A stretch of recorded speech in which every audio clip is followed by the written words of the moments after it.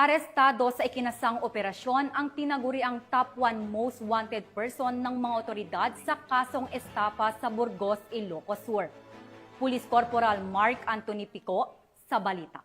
Narito ng mga otoridad ang top 1 most wanted person ng Burgos, Ilocos Sur matapos ang matagumpay na operasyon noong August 23, 2025.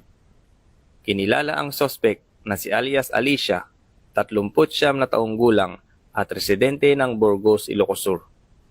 Isinagawa ng tracker team ng Burgos Municipal Police Station sa pangunguna ni Police Captain Alan O. Rioliquio, Acting Chief of Police, kasama ang mga tauhan ng San Nicolas MPS, INPPO, ISPIU at First ISPMFC ang operasyon upang ipatupad ang warrant of arrest laban sa akusado para sa kasong estafa alinsunod sa RA 10175 o Cybercrime Law.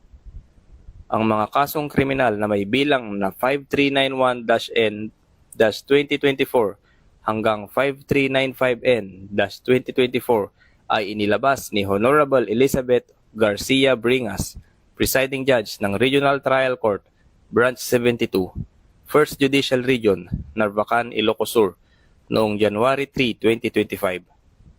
Bawat kaso ay may nakatakdang piyansa na nagkakahalaga ng 80,000 piso para sa pansamantalang paglaya ng akusado.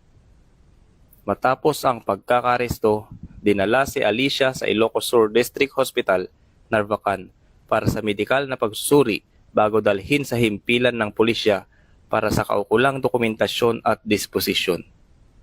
Ang matagumpay na operasyon ng kapulisan ay patunay ng kanilang patuloy na kampanya laban sa kriminalidad at pagsusumikap na may hatid ang hustisya sa mga biktima ng krimen.